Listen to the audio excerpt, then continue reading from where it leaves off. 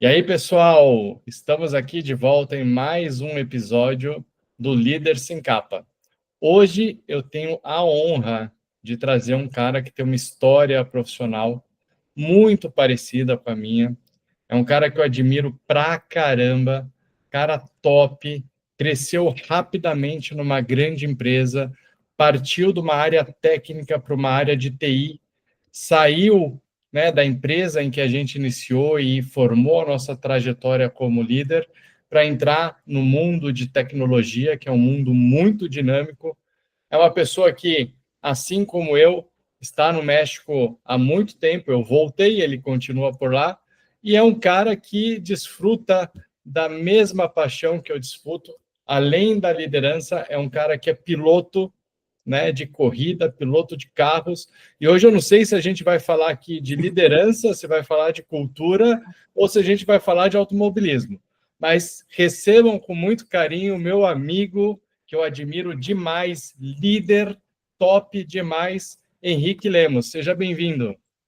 Obrigado, Leandro. Valeu. Obrigadão mesmo. Enfim, estou aqui para bater esse papo com você. Eu acho que as duas coisas se encaixam em algum momento. E, enfim, é um hobby que eu tenho, você tem, a gente sabe da emoção que traz. E alivia um pouco do estresse do mundo executivo, do corporativismo.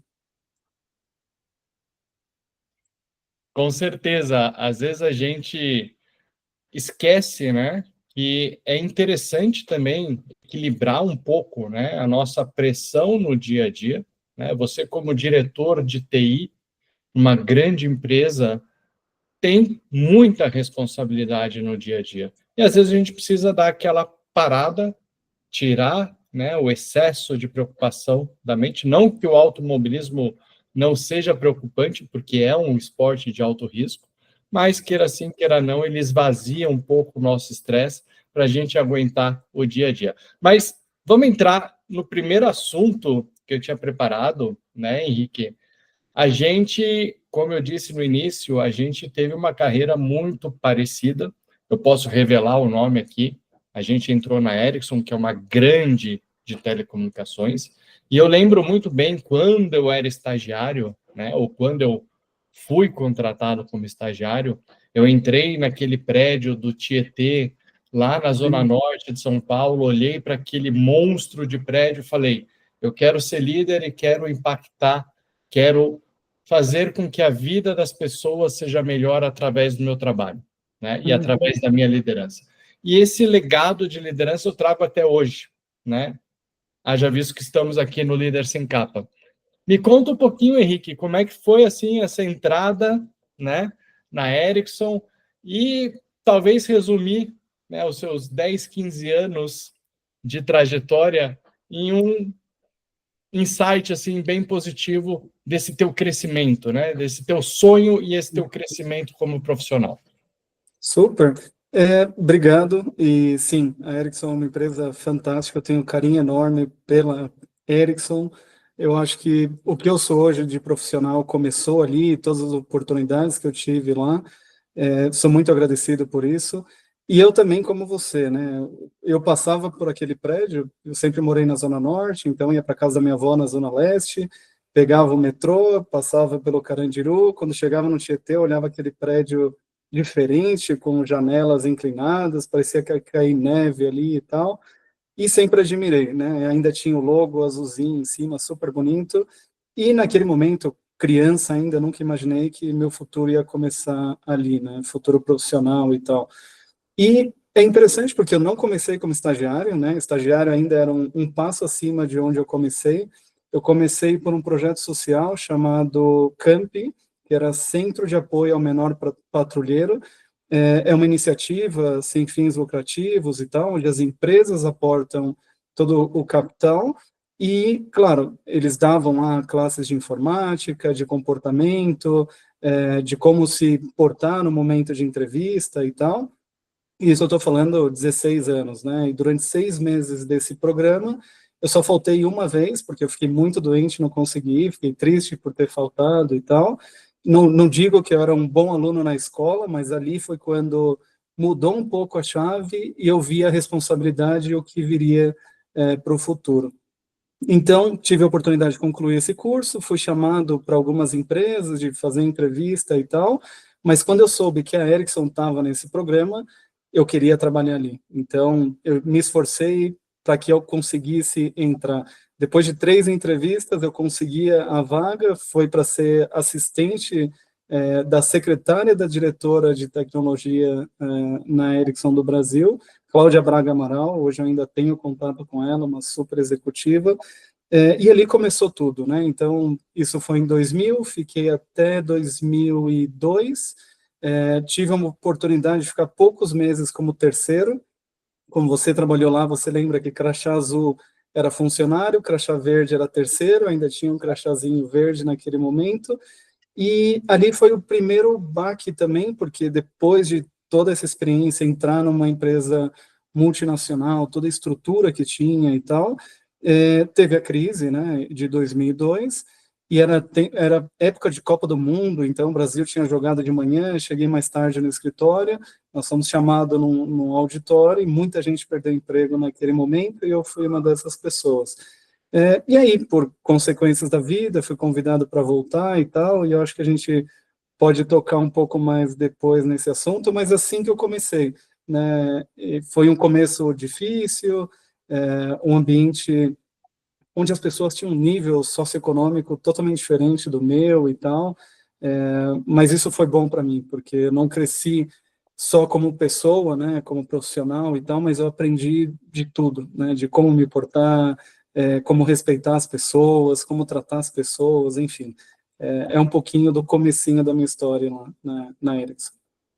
E você tocou um ponto, né, Henrique? Respeitar as pessoas, né? E olha que interessante, no bate-papo que eu tive com a Fernanda, que foi a nossa primeira convidada, também ex-Ericsson, quando a gente fala respeitar, imediatamente vem os 3 valores, né, Valores. da Ericsson, né? Respeito, profissionalismo e perseverança. Exatamente.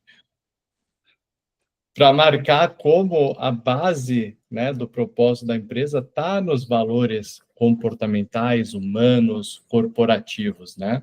E eu lembro que, embora tenha sido muito duro esse momento em 2002, né, essas chamadas no auditórios em que centenas de pessoas eram demitidas ao mesmo tempo, ainda assim trataram com muito respeito, né? Porque era uma situação difícil, era uma situação ou tomava aquela decisão ou a empresa fechava, né?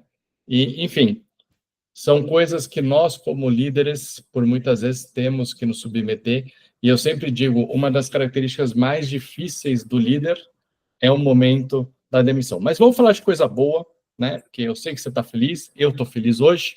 Vamos falar de coisa boa, né? Vamos falar da nossa mudança, né, para o México. Você voltou para a Ericsson ali em determinado momento e, de repente, toma a decisão, né, de ir para o México sozinho, aquela loucura, né? Eu cheguei um pouquinho antes, Uhum. mas, meu amigo, eu que achei que eu tinha crescido rápido no México, né? Eu cresci 1 ano, eu virei gerente, 2 anos virei diretor, e depois de 4 anos cheguei ao cargo de VP, né? Você, Henrique, chegou em 1 ano, já era VP, já estava lá no grupo de executivos. Eu até brinquei, carreira de flash.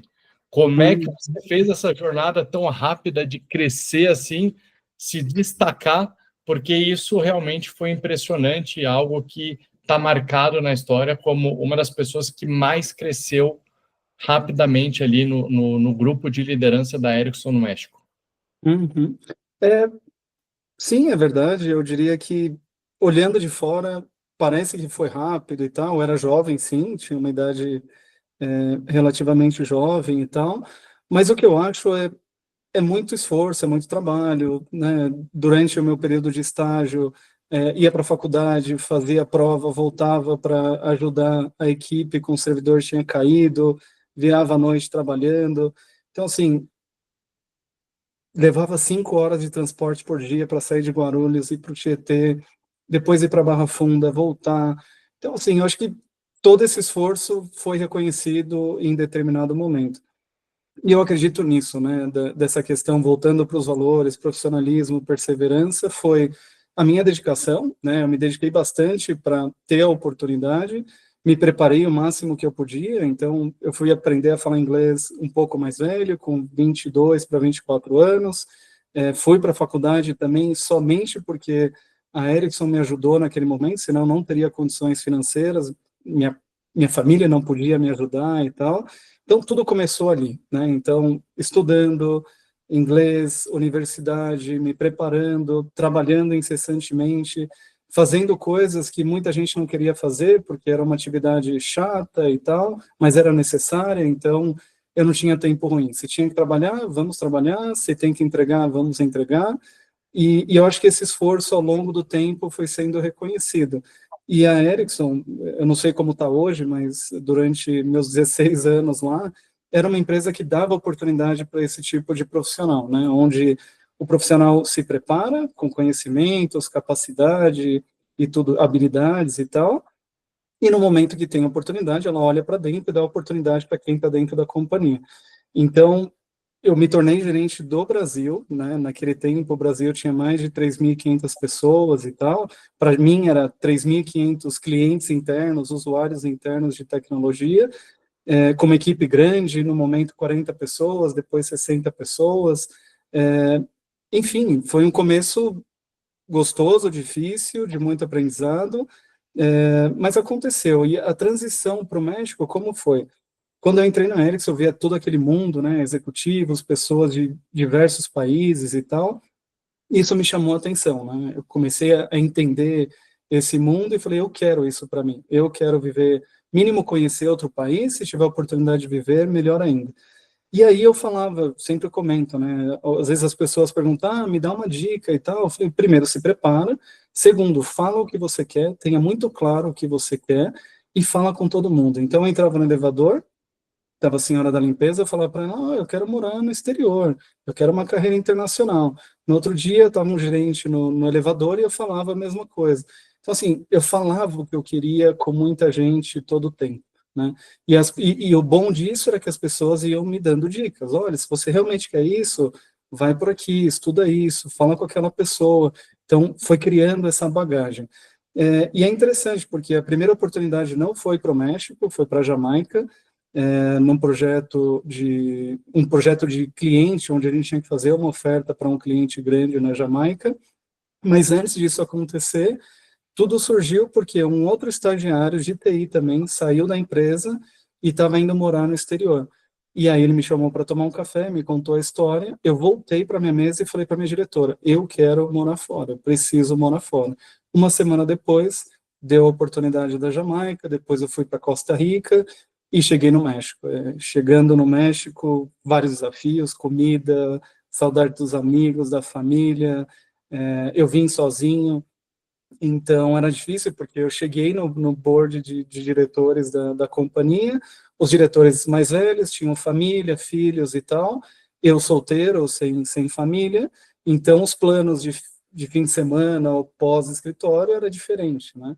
E aí uma questão um pouco cultural e tal, difícil de adaptação, foi que eu não conseguia me integrar de fim de semana, horas de lazer com eles, porque era outro plano e tal, e quem estava embaixo ali da estrutura era como aquela coisa de divisão, né? Então eu tive que conhecer pessoas, olha, não é porque eu tenho esse título na porta e tal que eu sou isso, não, eu sou o Henrique, tenho meus valores, minhas crenças e tal. E aí foi quando a coisa começou a melhorar, mas enfim, é um pouco da minha trajetória internacional, de como começou e como eu cheguei aqui.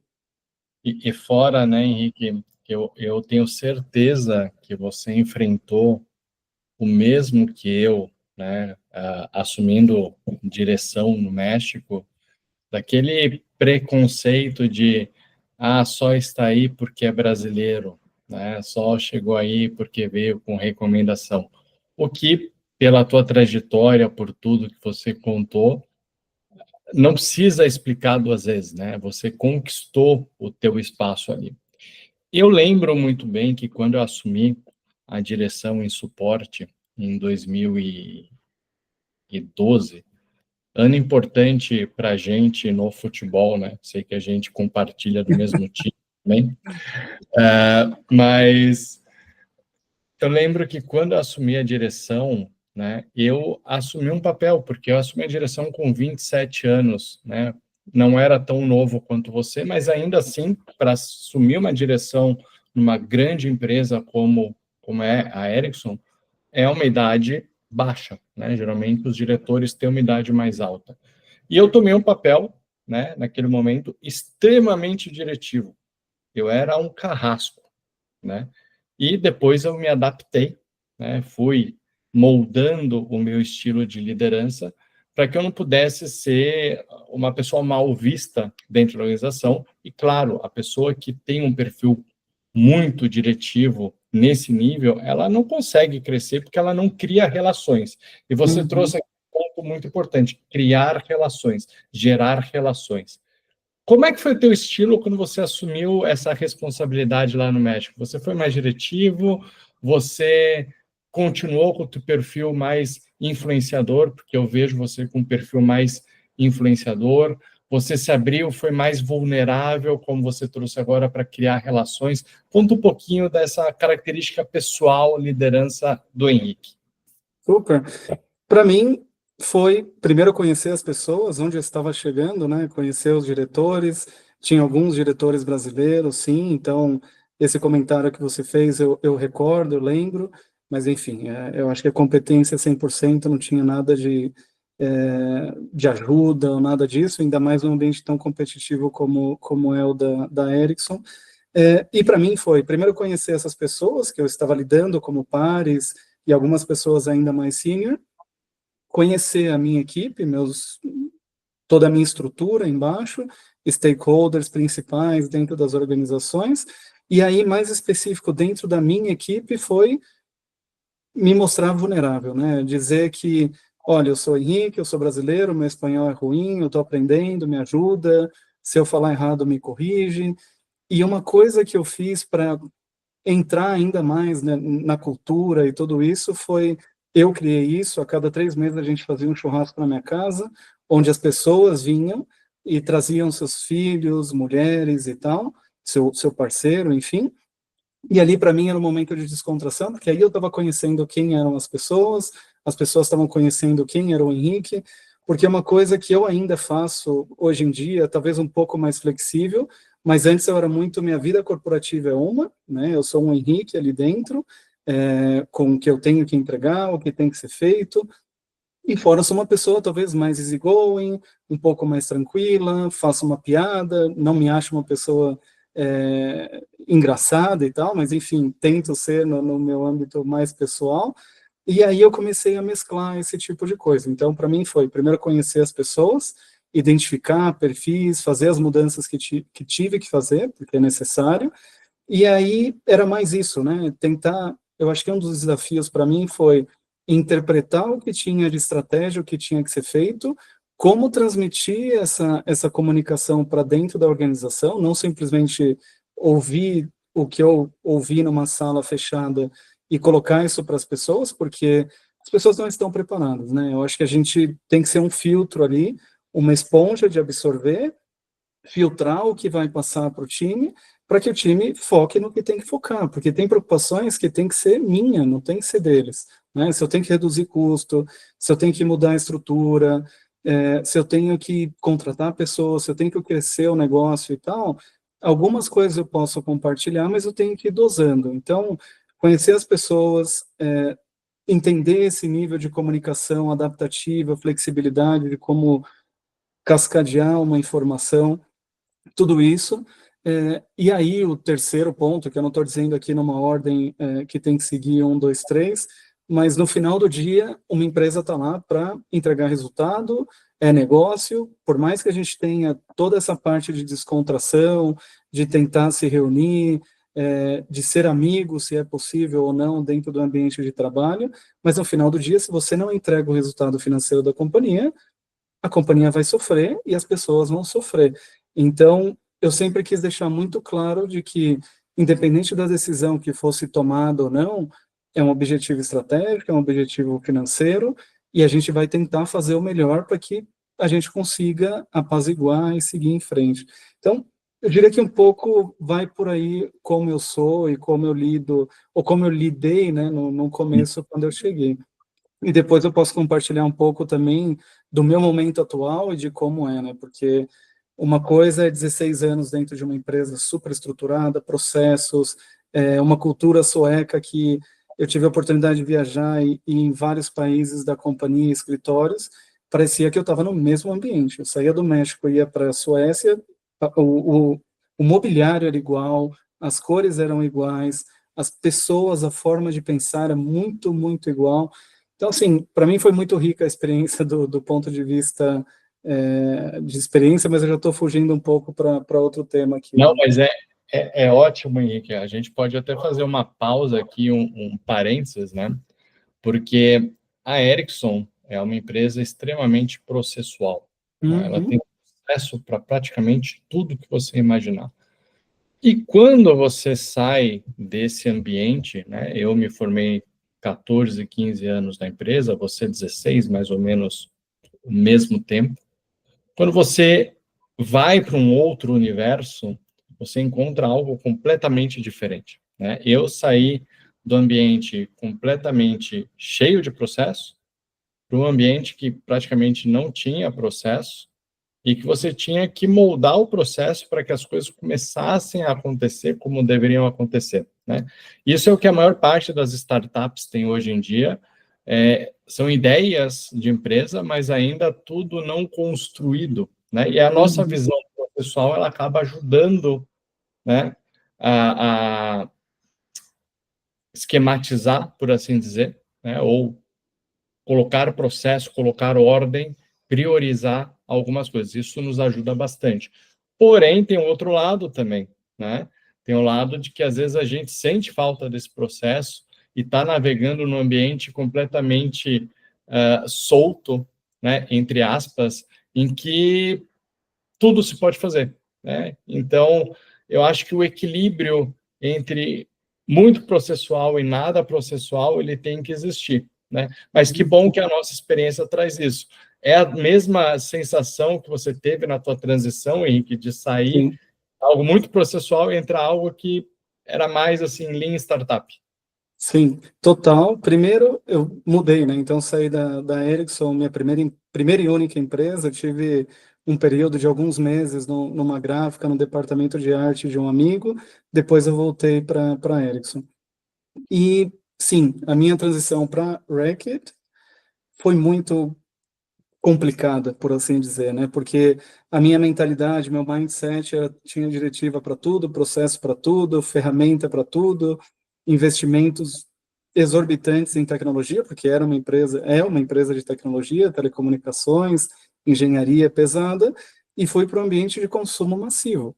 Enquanto eu estou falando com você aqui, a gente está expedindo centenas de caixas nas fábricas e no centro logístico aqui do México, em Atzapã, em Traupan e tal. Então, assim, o giro de negócio é totalmente diferente, né? Só por ser assim, já não condiz, a minha experiência passada já não serve aqui, né? E quando eu cheguei, sim, então, era uma empresa com poucos processos, mais dinâmica, mais rápido. Se a gente for pensar no time to cash ali, de colocar a ordem e receber, é questão de meses. E na outra experiência era questão de anos, né? Porque você desenvolve um produto, software, faz a entrega, licitação, então totalmente diferente.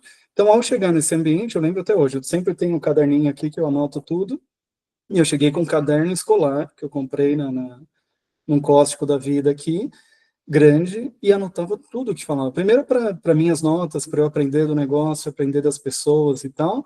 E segundo, para eu ter uma referência, né? Se eu conversei com o Leandro hoje e eu for conversar com o Leandro daqui uma semana, eu volto 5 páginas, eu sei o que eu falei com o Leandro, né? Os números, eu anotava tudo. Então, esse foi o maior desafio, me adaptar a uma cultura onde os processos não eram tão estabelecidos, mas o negócio entregava de forma rápida, eficiente, porque sim, estava fazendo o negócio, estava crescendo ano tras ano, e aí foi adaptar o meu estilo, né? Eu vim com uma ideia, implementei alguns poucos processos que eu achei que era extremamente necessário, e depois eu deixei a minha bagagem lá. Falei, não, eu não posso querer burocratizar algo sem necessidade. Então, eu fui seguindo o ritmo junto com o meu time, entendendo onde sim, onde não, eu deveria colocar mais atenção em processo, e a coisa rodou muito fácil. E aí uma experiência que eu tive, pensando TI puro assim, infraestrutura, foi primeira semana de trabalho, entrei numa segunda-feira, ia fazer um onboarding de todo dia, né? Cheguei às 9, ia fazer onboarding até às 4 da tarde. O vice-presidente, não, naquele momento ele era general manager do México, presidente da companhia, me tirou da sala, a gente foi para a fábrica, enfim, teve todo um replanejamento do meu onboarding, porque foi um onboarding ativo ali na ação, conhecendo, e na sexta-feira cai os links de comunicação daquela fábrica, e eu preocupado, ligando para o provedor, quem é o provedor, liga, chama e tal, e não tinha essa pressão da queda daquele link, porque no ambiente de telecomunicações, se cai 30 minutos uma central, uma rádio base, são milhões de multa que a empresa tem que pagar. E naquele ambiente, se a linha de produção continua produzindo, não tem problema que o pessoal administrativo naquele momento está com uma indisponibilidade. Enfim, foram adaptações que eu tive que fazer, mas acho que isso conta duas coisas na minha cabeça. Uma é adaptabilidade e flexibilidade, né? Se adaptar ao ambiente que eu cheguei, que não é outro, é totalmente diferente, e a flexibilidade de saber que tem coisa que vale a pena colocar atenção, tem coisa que você tem que controlar mais no detalhe, e tem coisa que não precisa, né? Se você conseguir controlar num papel de pão, numa nota, tá tudo bem, você vai ser auditado por aquele processo? Não, não vai ser. Então, talvez não tenha necessidade de burocratizar. Então, é uma experiência similar. Eu sigo na React aqui, enfim, 5 anos, quase 6 anos depois, a coisa já está totalmente diferente. Então, você levou os processos para React. No meu ambiente ali, controlado, México e Centro-América, eu fiz algumas mudanças. Pois, faz parte, faz parte. Sim, sim. Henrique, eu lembro, né, em algum momento, você fez uma transição, né, começou a brincar de kart, começou a brincar de automobilismo, depois passou a correr de carro, e a gente concorda, né, que o automobilismo é um esporte de alta performance. Mas eu Uhum, lembro muito bem um momento que marcou, né, que você fez um post no LinkedIn fazendo exatamente essa analogia, né, do trabalho em equipe, do automobilismo, da responsabilidade do piloto como líder daquele carro, né, porque o piloto, ele é a figura que leva o carro, mas tem toda uma equipe que está por trás, que é liderada, claro, por esse piloto. E você trouxe, né, adaptabilidade, flexibilidade. O piloto, ele também tem que se adaptar, a equipe também tem que se adaptar ao traçado. Existe, todo piloto tem um traçado que é o calcanhar de Aquiles, que é aquele que, eu não consigo acertar aquele raio daquela curva. Existe, uhum. eu sei, depois você me conta qual que é a tua, né? Mas, enfim, me conta um pouquinho como é que é essa analogia, como é que você trabalha com essa analogia no dia a dia, automobilismo, liderança. Sim. Primeiro, sim, sou apaixonado por automobilismo. Eu assisti as corridas do Senna todos os domingos de manhã e tal. Meu pai sempre acordou cedo, ia na padaria, comprava pão, leite, trazia, a gente tomava café junto, vendo Fórmula 1. Então, sempre esteve ali no DNA, se eu posso dizer, da família. Mas, enfim, por questões financeiras, ABC, as coisas nunca iam se dar. Hoje em dia é diferente, eu tenho essa oportunidade, eu consigo ter esse hobby, e foi o que você comentou, né? Cerca de 3 anos atrás, conheci um italiano e um mexicano que mora com uma brasileira, e eles me chamaram para ir andar de kart, né? Porque eu sempre gostei de rental, ia, alugava o kart, dava umas voltas, e aí eu fui, e cada um deles tinha o seu kart shifter, né? Que tem mudança de marcha, chega a 120 km por hora, e aí eu entrava no kart de aluguel e super lento ali e tal, e emocionado, né? Porque quando você tá ali dentro, cara, parece que você tá numa Fórmula 1, super legal. E, enfim, entrei nesse mundo, comprei meu kart, comecei a correr, nunca participei de campeonato de kart nem nada, eu contra eu mesmo, né, tentando baixar o tempo, melhorar as voltas e tal, e cheguei a um automobilismo um pouco mais profissional, que é uma categoria que eu corro aqui. Inclusive, sexta-feira agora tem a premiação, eu fui campeão de novatos do ano, então Rookie do ano. Fiquei em sétimo lugar na tabela geral, primeiro de novatos e terceiro de equipe. Então, para um ano de estreia foi algo espetacular para alguém que há pouco tempo começou a fazer isso, correndo contra pilotos da NASCAR e tudo isso. Então, assim, só fazendo marketing da paixão aqui, do que eu gosto e tal, mas como eu conecto as duas coisas, né? Eu acho que você tocou um ponto importante que é o piloto é uma ponta, né? Talvez o piloto seja o líder de toda aquela organização que está atrás. Por quê? Porque o piloto ele tem a sensibilidade, ele entra no carro, ele vai saber se o carro está saindo de frente, de traseira, o que, que tem que ser melhorado, e esse o que tem que ser melhorado é comunicação. Então, o piloto sai do carro, ele chega numa sala, ou no nosso caso ali na mecânica, dentro do pit, e comunicar. Olha, pessoal, eu achei que isso não está funcionando. Quando eu breco, ele demora um pouco mais para brecar. Então aí já começa, acho que uma primeira coisa, né? Comunicação. Ele tem que transmitir aquilo que ele está sentindo dentro do carro para a equipe. A equipe entende isso, a engenharia vai, trabalha, desenvolve e ele volta com um equipamento melhor. Então, assim, é um ambiente super competitivo, as voltas, uma classificação se decide em um piscar de olhos, em uma milésima de segundo. Então, assim, você quer estar no topo do jogo, você tem que estar se aprimorando o tempo todo. Então, para mim, tem muita coisa relacionada. É comunicação, adaptabilidade, flexibilidade. Você trouxe um insight diferente do que você comentou, né? Com toda a sua trajetória, né, esse ano e sendo campeão na categoria Hooks, tenho certeza que não foi só sentar e acelerar, né? Não foi só se comunicar com os mecânicos. Com certeza você teve instruções, você recebeu instruções de alguém mais para você se adaptar à categoria.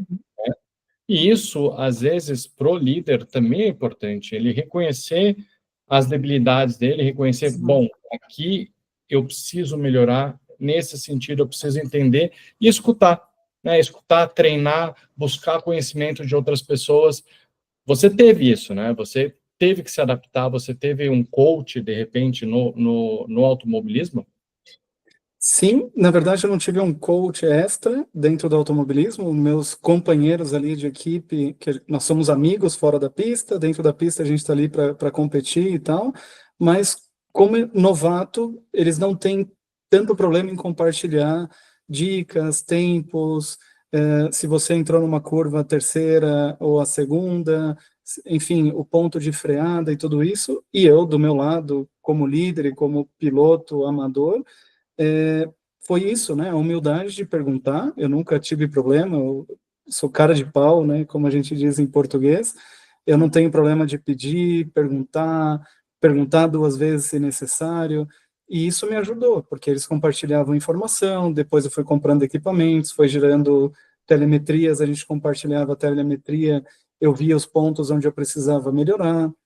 Então, sim, eu acho que parte de um momento de debilidade, né, de você se colocar, ser humilde de dizer, eu não sei, eu não conheço, mas eu quero aprender. E a pessoa demonstrando o conhecimento e vendo que eu tenho a vontade real de aprender, eles foram me ajudando e eu fui melhorando.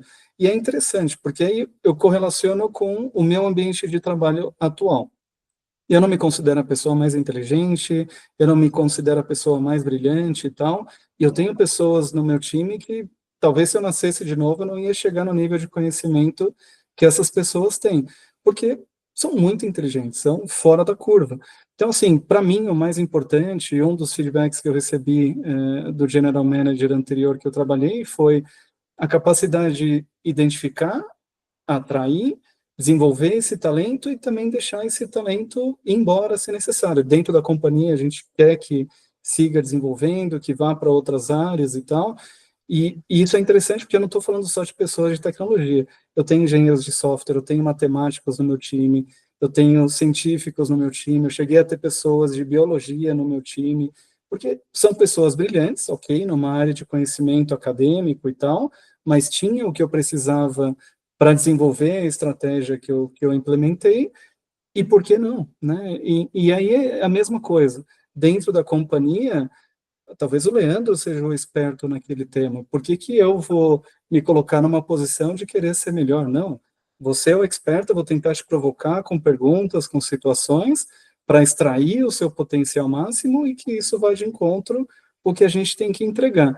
E dentro da pista é a mesma coisa. É o que que eu diretamente com o time todo que está ali atrás, o que que eu preciso fazer para alcançar dois objetivos: ser campeão de equipes e ser campeão individual, né?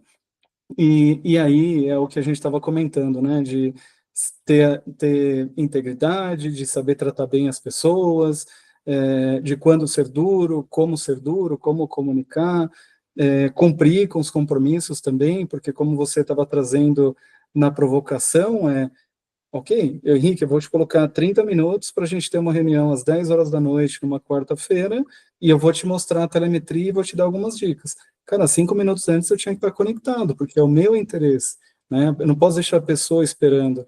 Uhum. Enfim, são exemplos aí, correlações que eu consigo transitar entre os dois mundos, sem contar que é um ambiente ultra competitivo, é uma loucura. Além e a concentração, né? Porque, assim, um ponto que eu trouxe a figura do coach, né?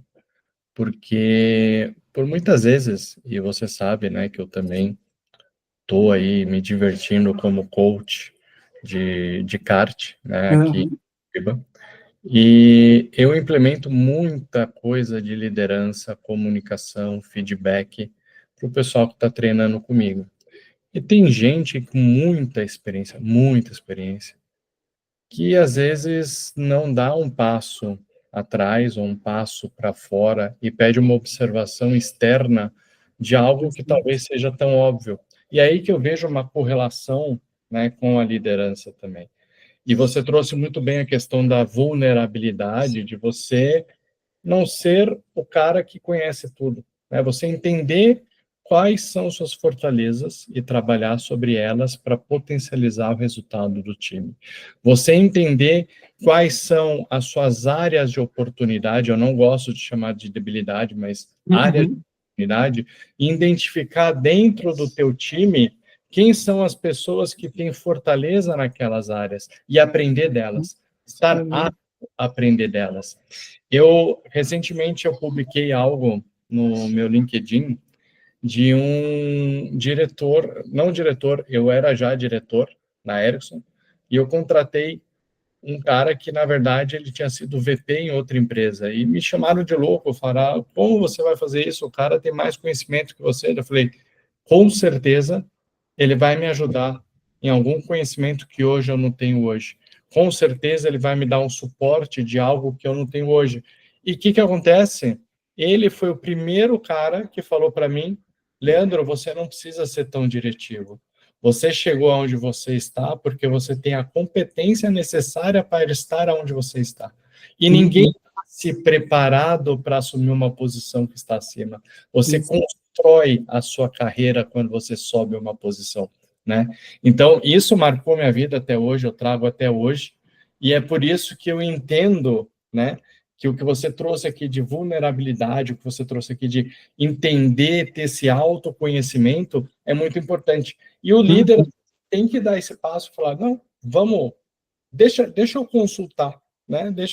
Henrique, deixa eu consultar contigo, o que que você acha de mim? Me dá um feedback, né? E o quanto Sim. isso é importante, né? O feedback, esse autoconhecimento, para chegar na alta performance, né? Para chegar na alta performance, nessa evolução contínua, que é o que o automobilismo traz para a gente também. A gente não pode ficar parado. Um Isso. segundo tá ali, você tem que ir buscando cada vez mais rápido, né? Uhum. Exato. E aí, pensando no mundo corporativo e tal, né, eu tenho mentores, sempre tive a minha carreira inteira, e eu acho que é super importante, porque são pessoas mais experientes do que eu, que têm uma visão muito mais ampla e eu compartilhando o meu dia a dia, a gente consegue traçar algumas rotas, ia falar rutas em espanhol, rutas, para alcançar os objetivos. A gente falou um pouco mais atrás de carreiras que são rápidas, onde pessoas crescem e tal, é o que a gente já tinha falado, da questão do conhecimento, de estar preparado. Sorte para mim é você estar preparado, a oportunidade aparece, isso é sorte, as coisas se dão, os planetas se alinham e você está ali para alcançar aquela posição. E um mentor é super importante, porque são pessoas que se falam, né? Às vezes a gente tem um mentor formal, no meu caso, no meu exemplo, e tenho outras pessoas que eu considero mentores, mas não tem um papel, a gente não tem sessões a cada 3 meses e tal. Não, não acontece. Mas eu paro, escuto aquela pessoa, aprendo daquela pessoa e tento ser um profissional melhor. Faço o meu filtro e coloco em prática o que eu preciso melhorar. Então, acho que isso é super humano, né, da questão de ninguém sabe tudo, ninguém é perfeito, todo mundo tem área de oportunidade, e é importante, enfim, se você achar que você sabe tudo, talvez o momento de passar para outro lado já deve estar próximo. E aí, um ponto que você comentou também é a questão da cadeira, né? Ah, Henrique, você está preparado para a posição ABC, se te oferecerem? Cara, não, não tô. Eu acho que sempre a cadeira vai ser maior, fazendo a analogia da cadeira, né? A cadeira sempre vai ser maior do que eu tenho, né? Porque eu tenho espaço de expandindo, tal, ultrapassar o espaço da cadeira e é momento de partir para outra. Porque se for uma coisa menor que você senta e tá justinho, você já conhece tudo, tá confortável e tal, primeiro que não é o meu estilo, eu preciso ser desafiado, até por isso fui para o automobilismo, correndo risco, enfim, é algo que me atrai, né? Buscar o meu limite a todo tempo. Dá frio na barriga, não me sinto 100%, mas aí, voltando a esse papel das pessoas mais sênior, se eu venho a ocupar uma cadeira maior, é porque eles viram que eu tenho, sei lá, de 10 habilidades que eles precisam, talvez eu tenha 5 ou 6, um pouco mais, um pouco menos, mas essas são fundamentais para continuar crescendo naquela posição. E eu acho que isso é super importante, não tentar ter tudo para postular para uma posição ou rejeitar uma oferta de trabalho, uma posição melhor com medo porque achar que não tem. Você vai aprendendo. Se alguém viu se alguém está te oferecendo algo é porque viu que você tem potencial para aquilo. E dali para frente é o esforço, dedicação, aprender, estar aberto a feedback e tal. Assim eu acredito e assim eu toco minha vida. É o foco e o exemplo de um microempreendedorismo, né? Henrique, a gente está chegando no finalzinho, né, do nosso bate-papo. Para mim, cumpriu e superou muito as expectativas, essa analogia, automobilismo, liderança, toda a sua trajetória de crescimento, que é um exemplo, né, de praticamente iniciar a carreira como jovem aprendiz, depois ir galgando passo a passo, mudar de país, chegar num cargo executivo e ter toda essa sabedoria que você está compartilhando aqui com a gente, utilizar, né, do trabalho, do teu meio profissional para conquistar também um espaço, né, num hobby, né, que é o automobilismo. Então, cara, eu estou muito feliz de ter compartilhado esse momento contigo. Como você disse, a gente troca muita informação e acaba aprendendo das outras pessoas. Eu aprendi bastante, eu consumi bastante do teu conhecimento hoje. Espero que eu tenha agregado algo a ti. E deixo as palavras finais aí, antes da gente fechar, você mandar um salve aqui para o Brasil. Legal. E umas últimas palavras aí, Henrique. Não, legal. Primeiro agradecer o espaço. Desejo tudo de bom para você, para sua família, que esse projeto que você está começando cresça na velocidade que tenha que crescer, que você tenha esses bate-papos de dar oportunidade para as pessoas compartilharem conhecimento, isso é super importante. Uma coisa que você citou no começo, que é um valor, ou um princípio, ou um estilo de vida, ou como queira chamar, que é como retornar algumas coisas para a sociedade, né? Eu vim de um ambiente humilde e tal, tenho a posição que tenho por um pouco do que a gente conversou no dia de hoje, mas para mim não me enche se eu não conseguir compartilhar. E talvez essa conversa chegue para alguém que está começando a carreira, entender que com esforço, dedicação, né, buscando sempre o melhor, sem passar por cima de ninguém.